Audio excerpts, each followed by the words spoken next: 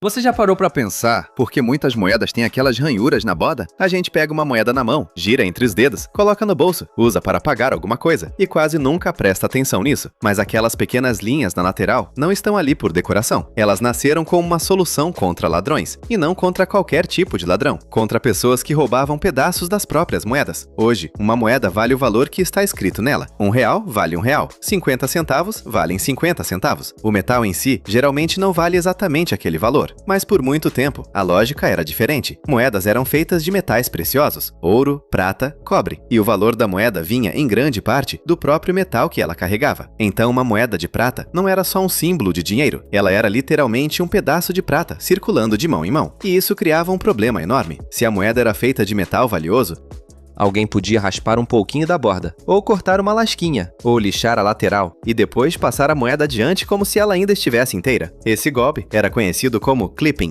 Em português, algo como aparar ou cortar moeda. A pessoa pegava várias moedas de ouro ou prata, tirava pedacinhos pequenos de cada uma e juntava esse metal roubado. Uma moeda isolada talvez quase não parecesse diferente, mas depois de centenas ou milhares de moedas, aquilo virava uma quantidade considerável de metal precioso. Era como roubar sem que a vítima percebesse na hora. Só que havia um detalhe perigoso. A moeda continuava circulando, mas agora com menos metal. Ou seja, ela parecia ter o mesmo valor, mas fisicamente valia menos. Com o tempo, isso destruía a confiança no dinheiro, porque se ninguém sabia se a moeda tinha sido raspada, cortada ou adulterada, ninguém podia confiar completamente no que estava recebendo. Agora pensa no caos. Você recebe uma moeda de prata.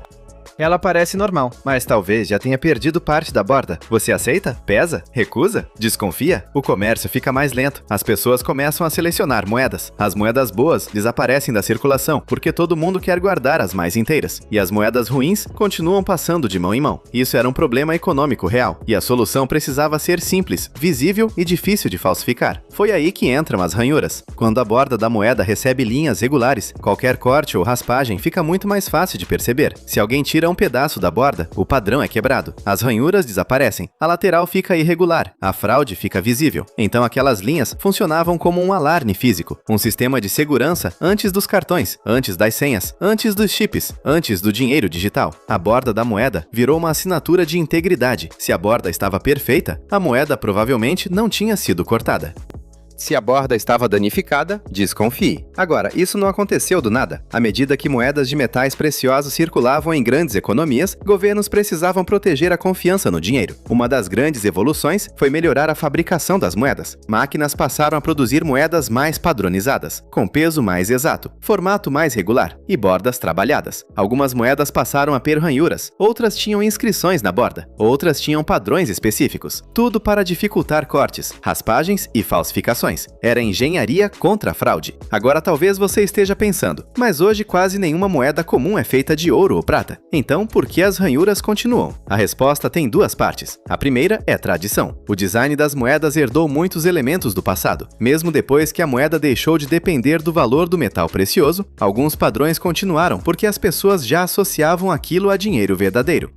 A segunda parte é funcional. Ranhuras ainda ajudam a diferenciar moedas pelo tato. Você pode reconhecer certas moedas mesmo sem olhar diretamente. Isso ajuda pessoas com deficiência visual, ajuda máquinas, ajuda na identificação rápida e também dá uma sensação de acabamento e segurança. Ou seja, o que começou como proteção contra ladrões virou também um recurso de reconhecimento. Agora olha que curioso, nem todas as moedas têm ranhuras. Algumas têm borda lisa, outras têm borda alternada, outras têm inscrições. Isso depende do país, do valor da moeda, do material e do design escolhido. Mas historicamente, as moedas de maior valor eram mais propensas a ter bordas trabalhadas, justamente porque eram mais interessantes para a fraude. Se uma moeda valia mais a pena adulterar. Então ela precisava de mais proteção. E isso explica por que em muitos lugares, moedas menores ou de baixo valor podem ter borda lisa, enquanto moedas maiores ou de valor mais alto têm ranhuras.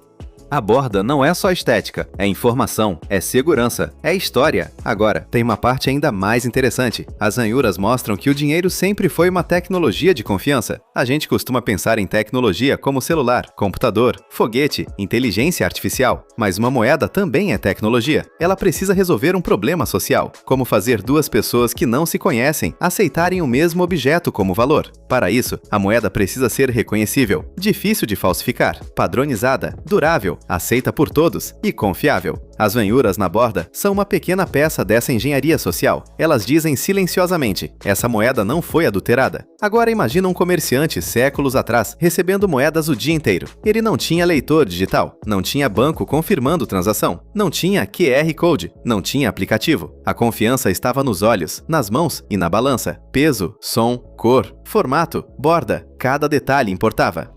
Uma moeda boa tinha que parecer boa, soar boa e pesar certo. E as ranhuras ajudavam nessa leitura rápida. Era uma forma primitiva, mas muito inteligente de autenticação. Hoje, a gente olha para a borda da moeda e vê um detalhe comum, mas aquele detalhe carrega uma guerra antiga entre governos, comerciantes e fraudadores. De um lado, pessoas tentando proteger o valor do dinheiro. Do outro, pessoas tentando tirar uma vantagem invisível. E no meio disso, a moeda evoluiu. Ganhou padrões, ganhou bordas, ganhou marcas, ganhou sistemas de segurança. Agora pensa em como isso se conecta com o dinheiro moderno. Hoje, ninguém raspa a borda de uma moeda digital, mas o problema continua o mesmo. Como proteger confiança? Notas têm marcas d'água, cartões têm chip, apps têm senha, bancos usam criptografia, criptomoedas usam redes descentralizadas. O formato mudou, mas a batalha é a mesma. Evitar fraude, proteger valor, manter confiança. A ranhura da moeda é como o ancestral físico de todos esses sistemas de segurança.